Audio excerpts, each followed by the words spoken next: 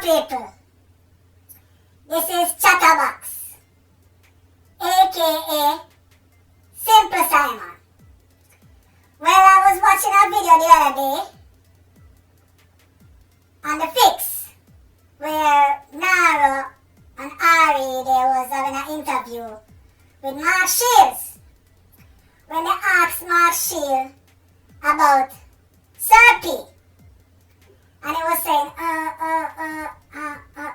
don't know him. And then, like he was trying to downplay Serpy.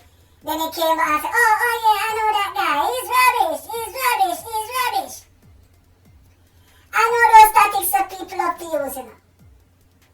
It's a tactics that a lot of the artists, them love to use. When they ask them about another artist, they say, oh, I don't know him. I never heard of him. Let me use Bounty Killer and Beenie Man as an example. Just an example. I'm just going to use Bounty and Beenie Man just as an example. For example, they said to Bounty Killer, oh, do you ever heard of Beenie Man? And Bounty Killer said, Beenie Man, I don't know him. I never heard of him. That is a lot of the tactics so a lot of the artists them love to use. So the same type of tactics Mark Shields is using. The main reason why Mark Shields is downplaying Serpy is because in a video a few years ago, Serpy did make mention of Mark Shields, saying that in the UK, Mark Shields is nothing. But in Jamaica, everybody rate him and he's rubbing shoulders with all the elites. Which is, that's a fact, it's true. It's not like Serpy is telling, it's true. In the UK, nobody know about Mark Shields. Nobody in the UK know about Mark Shields. I can tell you that. Except his close circles or his police colleagues. But nobody in the UK never heard of Mark Shields. But in Jamaica, everybody heard of him. He was on every TV in Jamaica, every newspaper, since he came to Jamaica and formed that Kingfish squad. Nobody in the UK ever saw Mark Shields on the TV in the UK. Nobody. I'm telling you, nobody in the UK ever saw Mark Shields on the TV in the UK. Only in Jamaica. Nobody in the UK ever saw Mark Shields in the newspaper in the UK. Only in Jamaica. So Serpy is right. In the UK, Mark Shields is nothing. He's just like a normal person. But in Jamaica, them have him as a big top celebrity rubbing shoulders with all the elites. And it's true. It's not like Serpy is telling. And look, he came to Jamaica with a team. His right hand man was Carl Angel. But they never publicized Carl Angel like that in Jamaica. Because he's not white. A lot of people, very few people in Jamaica may heard about Carl Angel. But he and Mark Shields came there and it was Mark Shields' right hand. But it's just Mark Shields they talk about all the time. Yeah? So, Serpy never wrong. It's true. So I think that's what hurt Mark Shields. Why he's talking about, he's rubbish, I never heard of him and blah, blah, blah. And you must get your news from BBC and CNN. Those news channels are one of the biggest propaganda. They always hide the truth. They only publish what the government and the news agency allow them to publish. They are propagandists. So you tell them about, listen to those channels. A peer propaganda they spread, they will show you what they want you to see. And the real thing, they hide it. Most of the real thing, you have to get it on social media. That's why a lot of them don't like social media. Because social media expose a lot of the things that they are hiding. So that's why a lot of them don't like social social media. Even in Jamaica. Same thing. A lot of the news outlet, they don't publish certain things.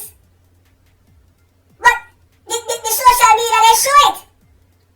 And then look like that, they're trying to do catch up. Social media always ahead of them. So that's why they don't like social media. Because the things that they are hiding, social media show it up. Yeah. Mark Shields came to Jamaica and he spent a few years in the Jamaica Constabulary Force. And then he left the force and married to a Jamaican black woman who is a journalist. At the time, her name was Emily Crooks. That same journalist who did interview Ninja Man a couple years ago.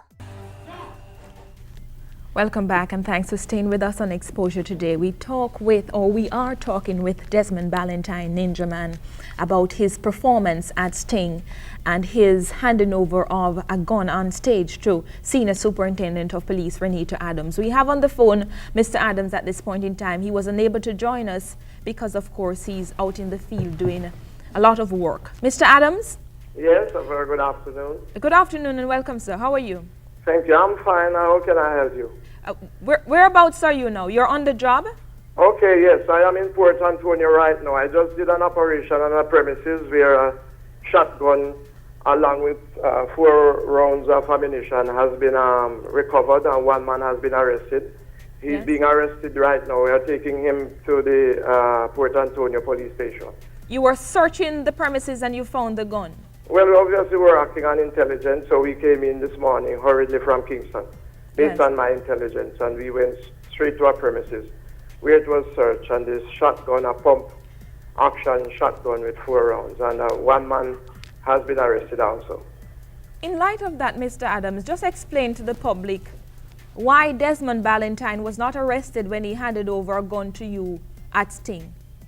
It is simple. I have a discretion as a policeman. If a man found it possible, unnecessary and prudent, to want to have his gun handed over to the police, I just think that I should appreciate that. And, you know, if I were to have gone and arrested anyone who voluntarily hands in his firearm, then anybody else would follow to hand over his or her firearm if I did that. Obviously, the firearm will be investigated. It was sent to the ballistic people. Yes. They will be investigating to find out if it were involved in any other criminal offenses, especially murder, shooting, or anything of the sort. If that were proven in a positive way, yes, Mr. Ninja Man and others will be investigated in a more in-depth way as to their involvement. But outside of that, the mere position, he did not tell me that it was his gun. He did not accept that it was his gun. He told me that he had a gun to hand over. I did not believe because I saw him with an imitation firearm first. And people, you know, were saying it was a, as they saw it, it was an imitation firearm. I sent my 2 security officers first on stage, asking them and telling them to tell him if he really wanted to hand over a firearm, they could have done it to them. He failed and insisted that he wanted me. Yes. So I, for the purpose of it, I went. Why? I have people who want to hand over a firearm to me and so on. I will gladly accept it, and it depends on the circumstances. I personally, I don't know who else, but I personally will not be charging anybody, probably just to say thanks and to make further investigation as to its involvement in serious other crimes. Did you talk with Ninja Man any at all before his performance on stage? I have never spoken to Ninja Man before. I think about 5 years ago, I might have seen him in Olympic Garden, and somebody showed me that that was Ninja Man. I had no talking at all. I heard it being said that it was staged. I don't know about any staging of anything. I've always gone to Sting for 17 of the 18 or 19 years it has been in existence. And I've always been there. And I did not tell anybody at all that I was involved in any staging of any firearms. So I don't know how this statement could be made at all. But we have that statement coming from a very high-ranking official in the police force. As a matter of fact, the commissioner alluded to that. Let's just hear what the commissioner had to say, Mr. Adams, and then I'm going to ask you to respond to something I'll ask you right after. Yeah. Let's go to a clip from the commissioner of police. There has to be a public mindset that they have reached a stage where they want to hand over the guns. And a gun amnesty would encourage that. That certainly did not exist a month or two ago. However, we are encouraging people to hand over guns. And you would have seen what seems to be becoming a controversial handing over. But, you know, I need to sort of tone it down a bit to say that there's a lot of stage acting there. The police had been informed prior to of the whole event, so there was a lot of acting. And if you notice, a certain police officer didn't do too badly singing. Mr. Adams? Yeah? Did you hear what the commissioner had to say? I never heard her say, but I am not motivated to speak on what the commissioner said. I'm telling you, and I'm telling Jamaica, right? Anybody who indicated that this was a stage thing, obviously, if it were the commissioner, obviously he was misinformed and well, I just want to say he was misinformed. I didn't speak to the commissioner on that issue. Is there some rift going on, Mr. Adams? Hold on, I'm the one who is responsible for having gone on stage. No other officers were there other than my two bodyguards. Yes. I did not speak to the commissioner on this issue. So I am telling you, if the commissioner made that statement, obviously he was misinformed. Nobody else was there with me. I was the one who went on that stage, received that firearm along with my two bodyguards. None of us have reported directly to the commissioner. And my report to the command post on the site was that I was called on stage by Ninja Man, who handed me a Glock 17, and that is on the log at the command post at Sting. Yes. Let me just hold you a second. Ninja Man, the commissioner has said that there was a lot of stage acting, that the police were informed before the gun was handed over. Did you make any call to the CMU to inform them? I want to give you a joke. I never know Mr. Adams. I never want to know Mr. Adams. And Mr. Adams, as him there on the phone now, I can tell you the truth where God love. Mr. Adams killed two of my friends them already, at least three. Pele, George Brown, and the next one from Outer East. Therefore? All three man them come from prison with me, and them tell us him see me 5 years ago. It was 3 years when I just come from prison. And him look him 200 of them come down the Olympic way. And them point me out to him, and him like them say him to turn to me. Not even him turn to me, Mr. Pusey turn to me and say, let me tell you this. Leave the gunman company them alone. And tell my friend that don't go back to Waterhouse. And since then you haven't contacted Mr. Adams? I never talked to Mr. Adams that day. From them tell me that I'm saying Adams that him know me now. I will send me a refit. So you've run away from Adams? I don't really run away. I just walk out because let me tell you something, girlfriend. I am bad from my 13, you know. From my 13, I live on the back of field, you know. And I had 37 the 24th of this month. You feel after going through all them gunshot and all them things, they don't say.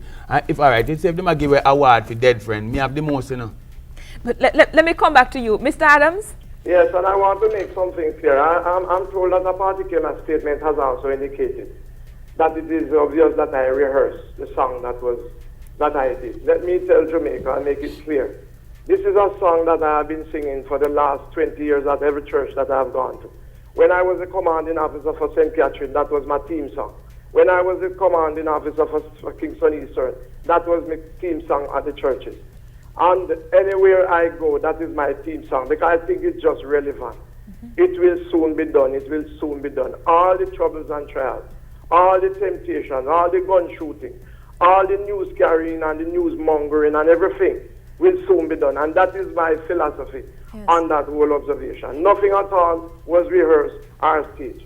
Is there a rift, Mr. Adams, in the ranks of the police force? I find it quite absurd that the commissioner can come out at a press conference and say to the people of this country that it was staged. Police officers knew about what was going to happen on stage before it actually took place, and that you did very well holding the mic too. And you are now saying that you know nothing of it. What is going on? Well, I'm not negating what the commissioner said about policemen knew. I'm only talking for myself.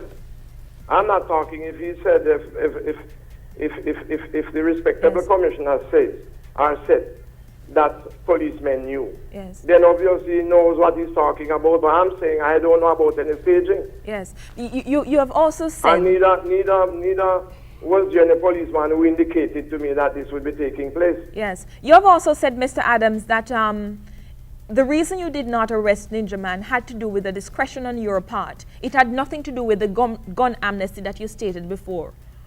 Is there a gun I don't amnesty? know if I alluded to any gun amnesty. I'm only saying. You were Right, quoted and in the it has paper. happened, there is precedent. Many a person has handed in firearm to the police force. Persons, business people, ladies, gunmen themselves. Everybody, almost every category of person out there has handed in guns to the police force, and we have always accepted it. Only that we investigate to find out if they were involved in any serious crime, Yes. which would follow by prosecution or arrest. At the end of the day, if it were proven that it was not involved, then a warning to the individual and also Yes. a congratulatory remark to them is also prudent. How far are you? I will continue to accept firearm from anybody Yes. for any reason, as long as it is illegal. How far that are one you, Mr. firearm, Adams? that one firearm could have saved 50 persons' life in this country. How far are you with the investigations into this one? Well, the man, I tell you, I was actually on the way to the Port Antonio police station to have this man arrested, but because you called me, Yes. I've stopped along the wayside to talk to you. I'm going now to have him arrested for illegal possession of firearm and ammunition and further investigation as to certain criminal activities. My intelligence has indicated that this individual has been involved in the Port Antonio area for the longest while. In relation to Desmond Ballantyne's issue, how far are you with the investigation in that? Have you found out anything related to the gun and any spent shells or anything like that? Not yet. It has been sent to the ballistic people, as I said, and they have a stockpile there now doing. But I've asked them to speed track it, fast track it for me. Yes. And I'm quite sure by about Monday, Tuesday, Wednesday, I should be able to report to the authorities as to the status on that gun, whether or not it were involved in any criminal activities. May I thank you so very much, Senior Superintendent of Police Renata Adams. Marshall married to that woman and, live in Jamaica now. And Marshall doing a business, running a security company and all of that.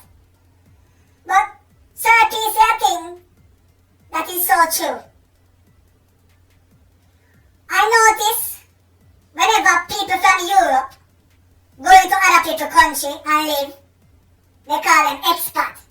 It's true. I was saying these things for years. But thank God Sir P come out and say the same thing. When these Europeans go to other people's country and live, they call them expat. But when you go to their country, they call you immigrant or clandestine. Yeah, so you notice? When it's anything to them, they pretty up the name. And to other people, they give them some other name that is downgraded. So, as Sir P said, he is also an immigrant in Jamaica. He is also an immigrant in Jamaica. And some people may say, oh, at least he married a black woman. He is not racist. I'm going to tell you a story that I heard a black woman say. She married to this white man. And she said, whenever time, she and the white man making love. When he's coming, he always said, you black bitch, you black bitch. And she always couldn't understand why every time him a come, he called her that B word. And she said she couldn't take it anymore. She had to divorce him. Because she see it as a disrespect. Yeah, I know the black woman Tunash.